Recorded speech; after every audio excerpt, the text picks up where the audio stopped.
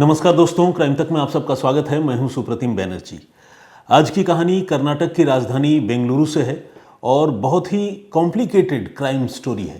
तो मैं खुद तो अपने आप से खैर बात कर ही रहा हूं कि बहुत ध्यान से मुझे ये कहानी आप लोगों के सामने रखनी है, सुनानी है, ताकि मेरे एंड से कोई कन्फ्यूज़न न रहे। आप सबसे भी रिक्वेस्ट करूँगा कि बहुत ही ध्यान से सुनिएगा भी, क्योंकि कई सारे कैरेक्टर्स हैं और बहुत उतार चढ़ाव है इस मर्डर मिस्ट्री में। बेंगलुरु में एक जगह है मदन्या कानाहल्ली। हर बार की तरह मैं ये भी कह देना चाहता हूँ कि पता नहीं इसका प्रोनाउंसिएशन मैंने सही किया है या नहीं, क्योंकि लोकल प्लेस है और डायलेक्ट तो ऑब्वियसली मेरा कन्नड़ है नहीं, तो हो सकता है कि सही ना भी बोल पा रहा हूँ। तो एनीवे, बेंगलुरु में ये जो मदन्या कानाहल्ली है, यहाँ एक ब्यूटिशियन रहा करती थी जिसका नाम था ललिता। ललिता एक रोज़ अपने घर से गायब हो गई और गायब हो गई तो इसके बारे में सबसे पहली खबर ललिता के ही एक फैमिली फ्रेंड जिसका नाम बालाराजू है, उन्होंने पुलिस को दी। बालाराजू पुलिस के पास पहुंचे और जिस पुलिस स्टेशन में पहुंचे उस पुलिस स्टेशन का नाम है मगाडी। अब ये जो मगाडी पुलिस स्टेशन है ये बेंगलुरु के आउटस्कर्ट्स में है और यहाँ पर पहुंचकर बालाराजू ने पुलिस को ये बताया कि मेरी जानने वाली एक ब्यूटिशियन ललिता वो घर से गायब हो गई है और उसकी लास्ट लोकेशन मगाडी या इसके आसपास ही है। तो मैं चाहता हूं कि आप लोग इस मामले की तफ्तीश कीजिए और उन्हें ढूंढिए। तो जब पुलिस को ये रिपोर्ट मिली तो पुलिस ने बालाराजू से ये पूछा कि ललिता के बारे में हमें और ज़्यादा बताइए कि वो कैसे गायब हुई और कहाँ रहती थी, परिवार में कौन कौन था। तो बालाराजू को जो कुछ पता था, बालाराजू ने वो सारी बातें डिटेल में बतानी शुरू की। ये जो ललिता है ये शादीशुदा थी और उसके पति का नाम था उमेश। इनको एक 5 साल का बेटा भी है, लेकिन पति पत्नी के बीच में अनबन थी और अनबन होने की वजह से ललिता जो है वो उमेश से अलग रहा करती थी और अकेले रहकर वो ब्यूटिशियन का काम करती थी, अपने बच्चे की परवरिश कर रही थी। उमेश कहीं और रहता था और पति पत्नी के बीच में तलाक को लेकर मुकदमा भी चल रहा था। लेकिन इसी बीच ललिता गायब हो गई। गायब कब हुई वो तारीख आपको बताता हूँ। वो तारीख है 12 अगस्त 2024, यानी आज से तकरीबन साल भर पहले की ये बात है। तो 12 अगस्त 2024 को ही मगाडा पुलिस स्टेशन में इन्होंने जाकर, ये बालाराजू ने जाकर रिपोर्ट भी लिखवाई थी। तो ललिता के परिवार के बारे में भी जानकारी मिली। बालाराजू ने ये बताया कि जिस दिन ये गायब हुई उस दिन वो अपने पति उमेश से मिलने गई थी। अब सवाल यह है कि उमेश के साथ विवाद है, झगड़ा है, तलाक का मुकदमा चल रहा है, फिर उमेश से मिलने क्यों गई? तो इसका जवाब भी बालाराजू ने दिया। बालाराजू ने बताया कि उमेश ने उसको बुलाया था, ललिता को, और ये कहते हुए बुलाया था कि हम दोनों के बीच में तलाक का मुकदमा चल रहा है, लेकिन आउट ऑफ द कोर्ट भी हम इस मामले को सेटल कर सकते हैं, बात कर सकते हैं। तो एक बार आ जाओ, हम बातचीत कर लेते हैं और इस मामले को सॉर्ट आउट करने की कोशिश करते हैं। अगर तलाक ही लेना है तो तलाक ले लेना, इसमें कोई दिक्कत नहीं है। तो ललिता जो है थोड़ी रिलक्टेंट थी, अपने पति से मिलने नहीं जाना चाहती थी क्योंकि बहुत अच्छे टर्म्स में तो थी नहीं। लेकिन फिर भी जब उमेश जिद करने लगा तो उसको लगा कि चलो मामला सेटल हो जाएगा, तो जिसके साथ लड़ाई है अगर वही मिलने के लिए बुला रहा है तो एक बार जाके मिल लेते हैं। तो ललिता बालाराजू की जो पत्नी है उससे उन्होंने बात की और उनकी पत्नी से उनकी स्कूटी मांगकर ललिता मदन्या कानाहल्ली से निकली और मगाडी के लिए चली गई। लेकिन चूंकि ललिता के मन में थोड़ा डर था, संशय था कि पता नहीं मेरा पति मुझसे किस तरह से पेश आए, तलाक का मुकदमा चल रहा है, रिश्ते कितने खराब होंगे आप समझ सकते हैं। तो इसलिए उसने अपना लाइव लोकेशन जो है वो बालाराजू की पत्नी, जिनका नाम उमा है, उनके मोबाइल पे सेंड कर दिया और इसके बाद वो निकल गई। इसके बाद शाम को तकरीबन 6:15 बजे अचानक जो है इसके मोबाइल फ़ोन का लाइव लोकेशन एब्रप्टली ऑफ हो गया, बंद हो गया। और जिस जगह पर बंद हुआ उस जगह का नाम है होन्नापुरा लेक। अब जब मोबाइल का लाइव लोकेशन बंद हो गया तो बालाराजू और उनकी पत्नी उमा ये दोनों परेशान हो गए, क्योंकि इनको ये लगने लगा कि ये ललिता कहाँ चली गई, मतलब लाइव लोकेशन गायब हो गया। क्योंकि वो भी डरे हुए थे, उनके मन में चिंता थी कि कहीं उमेश जो है ललिता को कोई नुकसान न पहुँचाए। तो इसलिए अब बालाराजू और उनकी पत्नी उमा, इन दोनों ने ललिता को बार बार फ़ोन करना शुरू किया। 1 घंटी गई नहीं उठा, 2 घंटी गई नहीं उठा फ़ोन, और करते रहे फ़ोन लेकिन फ़ोन नहीं उठा। हार कर इन लोगों ने उसके पति उमेश को फ़ोन करना शुरू किया, लेकिन उमेश का भी फ़ोन नहीं उठ रहा था। कॉल अलबत्ता उसके मोबाइल पर भी जा रही थी लगातार। अब पति पत्नी दोनों के मोबाइल फ़ोन नहीं उठ रहे थे, तो बालाराजू और इनकी पत्नी जो है वो काफ़ी परेशान हो गए और इसके बाद ये सोचने लगे कि अब क्या किया जाए, ये कहाँ गायब हो गई, क्या उमेश ने कुछ कर दिया। लेकिन इस कहानी में अगला जो मोड़ आया या ट्विस्ट आया वो कुछ ही घंटों के बाद आया। रात को तकरीबन 8:15 बजे उमेश वही स्कूटी लेकर आया जो स्कूटी बालाराजू की पत्नी उमा से मांग कर ललिता ले गई थी, और वो स्कूटी उन्होंने बालाराजू और उमा के हवाले कर दी, ये कहते हुए कि ये ललिता आपकी स्कूटी लेकर गई थी तो मैं ये वापस लेकर आया हूँ। ललिता को मैंने बस में बिठा दिया है, हो सकता है कि वो पीछे हो, थोड़ी देर में वो आ ही जाएगी आपके पास। घर वालों को मतलब ये बालाराजू और उमा ने लंबी सांस ली, ठंडी सांस। उनको लगा कि चलो कम से कम उमेश ने सारी बातें बता तो दी, अब वो ललिता भी आती ही होगी। लेकिन वक्त गुजरता रहा और ललिता आई नहीं। अब ये फिर परेशान हो गए, लेकिन परेशानी तो अभी शुरू हुई थी। परेशान हुए, बहुत परेशान हुए, लेकिन ललिता को फ़ोन कर रहे थे, उसका फ़ोन मिल भी नहीं रहा था, अब लग भी नहीं रहा था। अब ये सोचने लगे कि ललिता गई कहाँ, उमेश ने जो कहानी हमें बताई क्या वो सही है या झूठ है। इस तरह से वो चिंता में पड़ गए। अभी वो सोच ही रहे थे ललिता की गुमशुदगी के बारे में, तब तक उमेश ने इनको फ़ोन किया, बालाराजू को, और बालाराजू को फ़ोन करके ये बोला कि देखो आपसे मैं एक बात बताने जा रहा हूँ, आप ये बात सुनो ज़रूर, लेकिन ये बात आप आगे किसी को मत बताना, आपसे मेरी गुजारिश है, रिक्वेस्ट है, क्योंकि अगर आगे बताओगे तो मुझे बड़ी तकलीफ़ हो जाएगी, मुसीबत हो जाएगी, हो सकता है आपकी भी तकलीफ़ बढ़े, तो इसलिए आप खामोश रहना। अब बालाराजू थोड़ा घबरा गए। उनको लगा कि भाई ये क्या बताने वाला है, ललिता अभी तक आई नहीं है, उमेश फिर से फ़ोन कर रहा है।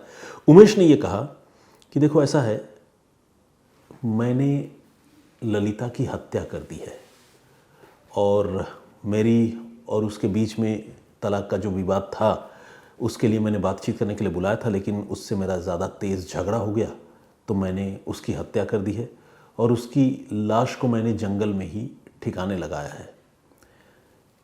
आप बस इतना कीजिए कि आपकी पत्नी उमा के मोबाइल फ़ोन पर जो लास्ट लोकेशन ललिता ने अपनी भेजी थी, उस लास्ट लोकेशन को आप डिलीट कर दीजिए।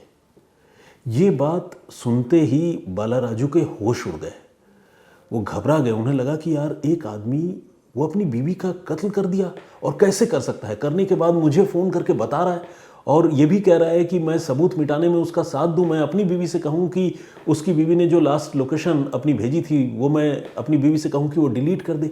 ऐसा कैसे हो सकता है? तो बालाराजू बहुत शॉक्ड हो गए, परेशान हो गए। उस समय उन्होंने एग्जैक्टली उमेश को क्या जवाब दिया ये तो नहीं पता, लेकिन ये सारी बातें होने के बाद उमेश ने फ़ोन काट दिया, वो बातचीत खत्म हो गई। इसके बाद बालाराजू और उनकी पत्नी उमा, इन दोनों ने मिलकर काफ़ी सोचा कि इस मामले में क्या किया जाए, लेकिन चूंकि वो कानून को मानने वाले लोग थे और किसी गुनाह में किसी का साथ देने के लिए तैयार नहीं थे, ऊपर से जो ललिता थी उसके साथ उनके बहुत अच्छे रिलेशन थे, तो उनको इस बात का भी अफसोस था कि ललिता की हत्या हो गई। उन्होंने फिर तय किया कि वो पुलिस में जाकर ये सारी बातें बताएंगे। तो बेसिकली पुलिस में जाकर उन्होंने जो बातें बताई थी वो शुरू में गुमशुदगी की ही बताई थी, लेकिन जब पुलिस ने आगे की पूछताछ की तो फिर ये भयानक सी कहानी सामने आई, और इस कहानी से ये क्लियर हो गया कि उमेश ने ही अपनी पत्नी ललिता की हत्या कर दी है। अब इस कहानी के सामने आने के बाद पुलिस ने उमेश को गिरफ्तार किया, और उमेश को गिरफ्तार करने के बाद मगाडी पुलिस स्टेशन की हद में ही एक घने जंगल से उन्होंने ललिता की लाश भी बरामद करने में कामयाबी हासिल कर ली। और इसी के साथ उमेश के एक सहयोगी किरण कुमार को भी पुलिस ने अरेस्ट किया, जिसने ललिता की हत्या करने में उमेश का साथ दिया था। अब जब इस आदमी को, किरण कुमार को पुलिस ने पकड़ा, तो किरण कुमार ने ये माना कि हाँ मैंने उमेश के साथ जो है वो ललिता की हत्या की है। तो किरण कुमार तो वो भी अरेस्ट हो गया और उमेश भी अरेस्ट हो गया। अब किरण कुमार के बारे में पुलिस जानकारी जुटाने लगी कि ये बंदा कौन है, इसने क्यों उमेश का साथ दिया, क्या उमेश ने उसे कोई लालच दिया था और इसका पारिवारिक बैकग्राउंड क्या है। तो जब किरण कुमार के बारे में पुलिस ने तफ्तीश शुरू की तो ये पता चला कि किरण कुमार भी एक ऐसा आदमी है जो अकेला रहता है। उसकी बीवी जो है कई सालों पहले अपने घर से भाग गई थी अपने प्रेमी के साथ, और किरण के पास एक बेटी है जो अपनी उसी बीवी से है जो बीवी अपने आशिक के साथ भाग गई थी। तो किरण के बारे में जब पुलिस को पता चला तो पुलिस को किरण की निजी ज़िंदगी के बारे में जानने की और जिज्ञासा हुई, क्योंकि उसे लगा कि भाई इसकी बीवी गायब है, एक आदमी की बीवी की हत्या हो गई और उसकी हत्या में इस आदमी ने साथ दिया, तो कहीं ऐसा तो नहीं कि इस आदमी ने भी कोई गुल खिला रखा हो, कोई इस तरह की घटना को अंजाम दे रखा हो। तो अब किरण कुमार के बारे में जब पुलिस ने जानकारी जुटाते हुए, चूँकि किरण हिरासत में ही था, उससे पूछताछ की तो किरण कुमार ने ये बताया कि देखिए जी, मेरी बीवी जो है वो तकरीबन 10 साल पहले अपने प्रेमी के साथ भाग गई और उसके बाद से मैंने उसे काफ़ी ढूंढा, मैंने बाकायदा थाने में रिपोर्ट भी लिखवाई, लेकिन मेरी बीवी का उसके बाद कोई पता नहीं चला और तब से मैं अकेला अपनी बेटी के साथ रहता हूँ। ये कहानी पुलिस ने सुनी तो ज़रूर, लेकिन पुलिस को चूंकि उस पर शक था तो पुलिस ने इस कहानी को वेरीफाई करने का फैसला किया। उसकी बीवी की माँ यानी किरण कुमार के ससुर से जाकर, सास से जाकर पुलिस मिली और ये पूछा कि आपकी बेटी जो है वो कब गायब हुई और कैसे गायब हुई, आप लोगों ने थाने में कोई रिपोर्ट लिखवाई या नहीं लिखवाई। तो किरण कुमार की सास ने ये बताया कि देखिए, मेरी बेटी जो है वो 10 नहीं 5 साल पहले गायब हुई है और 5 साल पहले जब मेरी बेटी गायब हुई तो मैंने तो नहीं, लेकिन मेरे दामाद किरण ने थाने में बाकायदा रिपोर्ट लिखवाई थी और वो रिपोर्ट भी जो है वो लाकर मुझे उसने कई बार दिखाया था और हमने देखा भी था। उसने बताया कि वो पुलिस के पास जाता रहता है, पुलिस वालों के चक्कर लगाता रहता है, लेकिन बीवी का कुछ पता नहीं चल रहा है, यानी मेरी बेटी का कुछ पता नहीं चल रहा है। तो ये बात किरण कुमार की सास ने पुलिस को बताई। अब पुलिस को किरण कुमार की कहानी में एक झोल नज़र आया। झोल क्या था कि किरण ने पहले ये बताया था कि मेरी बीवी जो है वो 10 साल पहले भागी है, लेकिन यहाँ किरण कुमार की सास बता रही थी कि उनकी बेटी सिर्फ 5 साल पहले भागी है। मतलब कहानी में 5 साल का गैप आ गया, ये एक बड़ी बात थी। अब पुलिस ने कहा कि अच्छा ठीक है, जो एफआईआर आपके दामाद ने दर्ज कराई थी उस एफआईआर की कोई कॉपी वगैरह आपके पास है तो हमें दीजिए। तो उसकी सास ने कहा कि हाँ कॉपी है, मैं आपको देती हूँ। फिर किसी तरह से अलमारी में कहीं रखा हुआ था, वो पेपर एक निकाल कर पुलिस वालों को दिया गया। तो पुलिस ने जब वो एफआईआर की कॉपी देखी तो पुलिस जो है वो थोड़ी हैरान हुई, क्योंकि ये जो एफआईआर की कॉपी थी ये पुलिस ने देखते ही पहली नज़र में ही भांप लिया था कि ये नकली एफआईआर है और इसमें जो भी डिटेल दर्ज हैं उसको छेड़छाड़ करके आर्टिफिशियली इस पेपर को क्रिएट किया गया है। तो ये अपने आप में एक बहुत बड़ी साजिश की तरफ इशारा कर रही थी और वो साजिश किसकी तरफ इशारा कर रहा था? किरण कुमार की तरफ। तो ये जो फेक एफआईआर है गुमशुदगी की, वो पुलिस ने अपने पास रख ली। कहानी में जो 5 साल का एक डिफरेंस था, पुलिस ने उस बात को नोट कर लिया और उसके बाद अब पुलिस ने फिर से किरण कुमार से पूछताछ की। इस बार जब किरण कुमार से पूछताछ की तो उसने जोर देकर कहा कि उसने मगाड़ी पुलिस स्टेशन में ही रिपोर्ट दर्ज करवाई है, क्योंकि वो यहीं रहता है और अपने 2 दोस्तों के साथ जाकर दर्ज करवाया है। आप ये 5 साल पुरानी बात है, आप तो थाने में नए आए हैं, तभी कोई और पुलिस वाला था, इसलिए आपको पता नहीं है। तो पुलिस ने सोचा कि ठीक है, अगर तुम इतनी बातें कर रहे हो तो तुम्हारे उन दोस्तों से भी बात कर लेते हैं। तो जिन 2 दोस्तों के नाम इस किरण कुमार ने पुलिस वालों को बताए, पुलिस ने उन 2 दोस्तों को उठा लिया और उनसे जब पूछताछ की तो उन्होंने कहा कि बिल्कुल नहीं, हम कभी किरण के साथ थाने नहीं गए और नहीं हमने कभी उसकी बीवी की गुमशुदगी कोई रिपोर्ट लिखाई गुमशुदगी की, हमें तो पता ही नहीं कि उसकी बीवी कहाँ गायब हुई। अब ये तीसरा झूठ था जो किरण कुमार का पकड़ा जा रहा था। एक तो भागने की टाइमिंग का झूठ, दूसरा फेक एफआईआर का झूठ, तीसरा 2 दोस्तों के नाम से एफआईआर दर्ज कराने के लिए जाते समय उनके होने की कहानी का झूठ। ये 3 झूठ सामने आ चुके थे। अब किरण कुमार से पुलिस ने सख्ती कर ली और किरण कुमार को पकड़ लिया और जब उससे और सख्ती से पूछताछ हुई तो उसने जो कहानी सुनाई वो कहानी उमेश की कहानी से मिलती जुलती थी। उसकी भी अपनी पत्नी से अनबन थी और पत्नी से अनबन के चलते उसने 5 साल पहले यानी 1 मई 2019 को अपनी बीवी की हत्या कर दी थी और उसकी हत्या उसने किरण कुमार ने गला घोंट कर की थी। गला घोंट कर करने के बाद उसकी लाश को वहीं एक जगह है रामनगर ज़िले में होला राजू एक गांव है, वहाँ पर यह हत्या की थी और उसकी लाश को फिर ले जाकर जलाया था, मतलब दफनाया था मगाड़ी के जंगलों में, जिस मगाड़ी पुलिस स्टेशन की हद में ये सब कुछ हो रहा था। तो अब मगाड़ी के जंगल में जहाँ पर वो लाश दफनाई थी, उस जगह पर वो लाश होनी चाहिए, उसके कुछ हड्डियाँ, कुछ रिमेनिंग पार्ट्स कुछ तो होने चाहिए। 5 साल बेशक गुजर गए, खुदाई होने से कुछ तो मिल सकता है, पुलिस को ऐसा लगा। तो पुलिस जो है उसने फिर किरण से कहा कि चलो वो जगह दिखाओ जहाँ पर तुमने लाश दफनाई थी। तो किरण जो है यहाँ पर भी सक पका गया। उसने कहा कि देखिए साहब, लाश मैंने यहाँ दफनाई तो ज़रूर थी जंगल में, लेकिन अब वो लाश वहाँ पर भी नहीं है।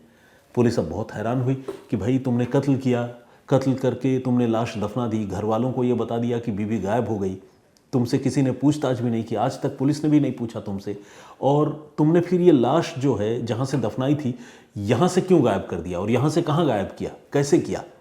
तो इसका जवाब किरण कुमार ने जो दिया वो भी बड़ा शॉकिंग था। उसने ये बताया कि मैंने मगाड़ी के जंगल में जहाँ पर ये लाश दफनाई थी, कम से कम 1.5-2 सालों तक वो लाश तो वहीं पर रही, लेकिन उसके बाद मुझे ये पता चला कि वन विभाग के लोग ग्रामीण एरिया में हाथियों की घुसपैठ रोकने के लिए वहाँ ट्रेंच बना रहे हैं, यानी बड़ा नाला बना रहे हैं और नाले की खुदाई चल रही है। तो जब मुझे ये बात पता चली तो मैं ये सोचकर डर गया कि कहीं नाले की खुदाई के दौरान मेरी पत्नी के जो रिमेनिंग पार्ट्स हैं, हड्डियां हैं, अगर वो ज़मीन के नीचे से बाहर आ गए तो फिर जांच शुरू हो जाएगी, फिर तो मैं पकड़ा जाऊंगा। इसलिए मैं बड़ी खामोशी से, जब मुझे पता चला कि नाले की खुदाई यहाँ हो रही है, तो मैं बड़ी खामोशी से लोगों की नज़र बचाकर उस जगह पर फिर से पहुँचा जहाँ मैंने 1-1.5 साल पहले वो लाश दफनाई थी, और फिर उस लाश के रिमेन्स जो है मैंने गड्ढे से खोद कर निकाले, और निकालने के बाद मैंने एक दूसरी जगह ले जाकर जंगल में उसे जला दिया। ये कहानी भी बड़ी शॉकिंग थी और बहुत गहरी साजिश की तरफ इशारा कर रही थी। तो पुलिस ने क्या किया, पुलिस ने इस आदमी से कहा कि उस जगह पर अब ले चलो जहाँ पर तुमने लाश जलाई थी। पुलिस उस जगह पर भी पहुंची और कई साल, मतलब 5 साल पुरानी ये बात है और लाश जलाए हुए भी कई साल गुजर गए थे। तो पुलिस ने वहाँ जाकर जब पड़ताल की और तफ्तीश की तो कुछ तो जले हुए लाश के हिस्से वहाँ मिले नहीं, लेकिन कुछ ऐसे टुकड़े हड्डियों के जो अधजले थे और ज़मीन में दफन हो गए थे या दफना दिया था इसने, वो कुछ एक हड्डी के मामूली टुकड़े पुलिस के हाथ लगे। और ये भी अपने आप में एक बहुत बड़ा एविडेंस इस मामले का साबित हो सकता है। तो पुलिस ने उन हड्डी के टुकड़ों को कलेक्ट किया और उन्हें फॉरेंसिक एग्जामिनेशन के लिए भिजवाया, स्पेशली डीएनए जांच के लिए। और पुलिस ने, चूंकि ये जो आदमी है किरण कुमार, इसकी सासू माँ यानी सास जो है वो ऑलरेडी जीवित हैं और उन्होंने भी अपनी बेटी की गुमशुदगी के बारे में बताई थी, तो सासू माँ का डीएनए सैंपल पुलिस ने लिया है और जो हड्डियाँ किरण के बताने पर जंगल से पुलिस ने बरामद की है वो डीएनए सैंपल पुलिस ने कलेक्ट किया है। अब इन दोनों का पुलिस फिलहाल मिलान करवा रही है, जो आने वाले दिनों में एक कंक्रीट एविडेंस के तौर पर सामने आएगा। और इस तरह से देखा जाए तो एक ऐसा मर्डर केस जो ओपन एंड शट था, ब्यूटिशियन वाला मर्डर केस, ललिता वाला, क्योंकि उसमें कातिल जो है खुद अपनी ज़ुबान से कत्ल की बात किसी के सामने कबूल कर चुका था और जिसके सामने कबूल किया था उन्होंने पुलिस वालों को वो सारी बातें बता दी थी। तो एक open and shut murder case की पुलिस तफ्तीश कर रही थी, लेकिन उस तफ्तीश के सिलसिले में पुलिस को एक ऐसे आदमी के बारे में पता चला जिसने अपनी पत्नी की हत्या 5 साल पहले कर दी थी और करने के बाद लगातार वो सबूत छिपा रहा था। और सबूत छिपाने के बावजूद 5 साल बाद जब उसने दूसरे हत्या में अपनी भूमिका निभाई तो फिर वो पकड़ा गया और अब जो है पूरी कहानी का खुलासा हो चुका है। तो ये किरण कुमार ने जो अपनी पत्नी की हत्या करके पहले लाश दफनाई, फिर उसे खोद कर दूसरी जगह पर ले गया, वहाँ पर जलाया और वहाँ कुछ हड्डियाँ बची तो उन्हें भी दफना दिया, ये सारी चीज़ें जो है, ये प्लॉट जो है इस किरण कुमार नाम के आदमी ने एक साउथ इंडियन मूवी से ही ली थी। वो फिल्म कौन सी है इसके बारे में आप आसानी से अंदाज़ा लगा सकते हैं। मैं तो इतनी फिल्में नहीं देखता हूँ, लेकिन ये वो फिल्म है जिसे देखकर मुझे लगता है कि इस देश में सबसे ज़्यादा अपराध की घटनाएं हुई हैं। तो आज की ये पेशकश यहीं तक। बहुत कॉम्प्लिकेटेड कहानी थी, 2 कत्ल की कहानी थी, 2 महिलाओं की हत्या हुई और दोनों में कातिल पकड़े गए। तो इस पेशकश पर आपका नज़रिया क्या है, आप क्या सोचते हैं इन घटनाओं के बारे में, प्लीज़ हमें कमेंट करके ज़रूर बताइएगा। इस प्रोग्राम को ख़त्म करने से पहले आइए कुछ लोगों के नाम और कमेंट्स पढ़ता हूँ। विशाल प्रधान हैं, ये दार्जिलिंग से हैं और ये कहते हैं कि बहुत मतलब वो कहानी रोज़ सुनते हैं और उन्होंने मेरी तारीफ़ की है। Thank you very much. Tamil Nadu की एक कहानी के बारे में स्वप्निल सिंह जो है वो बता रहे हैं और उन्होंने कहा है कि दहेज के लिए जो है एक महिला की हत्या हुई है। मैं आपका ये कमेंट और उस कहानी के बारे में और डिटेल में जाके पढ़ने की कोशिश करूँगा। और सैयद मुजफ्फर हैं, इन्होंने कहा है कि कंकाल और कपड़ों से मृतक की पहचान करना बहुत बड़ी बात है, पुलिस अगर ठान ले तो आरोपी पकड़ा जाता है। अच्छा, मुझे एग्जैक्टली अभी नाम तो याद नहीं है, अगर नाम याद आ जाएगा तो उसका भी जिक्र करूँगा। कई सारे लोगों ने ये पूछा था, जो मेरी पिछली कहानी थी उस कहानी में हमने ये बताया था कि कैसे कत्ल के एक मामले में एक कातिल जिससे पहले पुलिस ने पूछताछ की थी, उसने पुलिस को बरगलाने में और झूठ बोलने में वो कामयाब हो गया था, लेकिन उसके बॉडी लैंग्वेज में एक ऐसी बात थी जिसकी वजह से पुलिस ने उस केस को सॉल्व कर लिया। तो उस मामले में जो लड़का था जिसकी हत्या हुई थी वो 2 महीने से गायब था और 2 महीने से गायब होने के बाद घर वालों को ये पता नहीं था कि उसकी हत्या हो चुकी है, क्योंकि वो 2 महीने पहले गायब क्या था, बेसिकली अपने गांव उत्तर प्रदेश गया था। तो बहुत सारे लोगों ने ये सवाल पूछा था कि वो उत्तर प्रदेश गया था, ये घर वाले कैसे कह रहे थे, उन्हें कैसे पता था। बेसिकली लड़का ये बता कर गया था कि मैं उत्तर प्रदेश जा रहा हूँ, लेकिन इसके बाद उससे उसके घर वालों की बातचीत नहीं हुई थी। तो वो इंतज़ार कर रहे थे और कोई कम्युनिकेशन उनके बीच में नहीं हुआ था, इसीलिए उन्होंने एज्यूम कर लिया था कि हमारा बेटा उत्तर प्रदेश गया है, लेकिन असल में उत्तर प्रदेश गया नहीं था, बल्कि उसकी हत्या मुंबई में ही हो गई थी, मालवानी इलाके में। स्वप्निल सिंह साहब का तो मैंने जिक्र किया ही, और अरविंद पाल साहब ने भी कमेंट किया है, बहुत बहुत स्वागत आपका। इन्होंने कहा कि अवैध संबंध जो है अक्सर बहुत बड़े बड़े अपराध की वजह बनते हैं। उन्होंने कहा कि आंख बंद करके किसी पर भी भरोसा करने का अब समय नहीं रहा। फौजा भाई हैं, ये गुजरात से हैं, उत्तर गुजरात से, और इन्होंने कहा कि इन्होंने तमिलनाडु की कहानी सुनी जो दहेज प्रथा के ऊपर है और उससे उनको बहुत दुख हुआ, और उन्होंने ये भी कहा कि उन्हें इस बात का गर्व है कि वो गुजराती हैं और गुजरात के लोग दहेज नहीं लेते। अच्छा, मुझे ये बिल्कुल जानकारी नहीं थी कि गुजराती लोग दहेज नहीं लेते। अगर ऐसा है तो बहुत अच्छी बात है, मतलब गुजराती लोगों को स्पेशली जो है मैं बधाई देना चाहूँगा। मंगलम हैं, इन्होंने भी कमेंट किया है, बहुत बहुत स्वागत आपका। प्रदीप भांबू जी रेगुलर लिसनर है, जगदीश चांडेगड़ा भी रेगुलर लिसनर है, रेखा भट्ट जी भी रेगुलर कमेंट करती हैं। रेगुलर लिसनर तो बहुत है, कमेंट जो है सारे लोग नहीं करते, ऑब्वियसली करना संभव भी नहीं है, लेकिन जो लोग करते हैं उनको मैं नाम से रिकॉग्नाइज़ करता हूँ। शैतान सिंह साधु साहब हैं, सांथू हैं ये बेसिकली, और ये जालोर राजस्थान से हैं। रवि चौहान साहब का भी कमेंट है, सतीश मांगर हैं, भास्कर अरगढ़े हैं, इन्होंने कमेंट किया है, ब्रिजेंद्र सिंह जी हैं, जेनिफर हेनरी और योगेश धरने हैं, जया अवस्थी, परूप श्रेष्ठा जी, निरंजन, सुरभि स्टार और उमा शर्मा। नमस्कार भैया, आप कैसे हैं? आपने जो कही, मैं आपकी बात से सहमत हूँ कि कातिल को फांसी की सज़ा होनी चाहिए, तब कहीं जाकर लोगों में डर होगा कि आजकल कैसे हालात हैं, सोचकर भी डर लगता है, ये उन्होंने कहा है उमा जी ने। चलिए, बहुत धन्यवाद, मैं सारे लोगों का बहुत शुक्रगुजार हूँ इतने सारे कमेंट्स करने के लिए और इतनी पॉजिटिव बातें लिखने के लिए। आज की कहानी पर आपका जो टेक है, जो नज़रिया है, प्लीज़ कमेंट करके ज़रूर बताइएगा। मैं आप सबके सामने फिर हाजिर हूँगा किसी नई कहानी, किसी नए वाक़ये के साथ। तब तक के लिए इजाज़त दीजिए और अपना बहुत ख्याल रखिए। जय हिंद, जय भारत।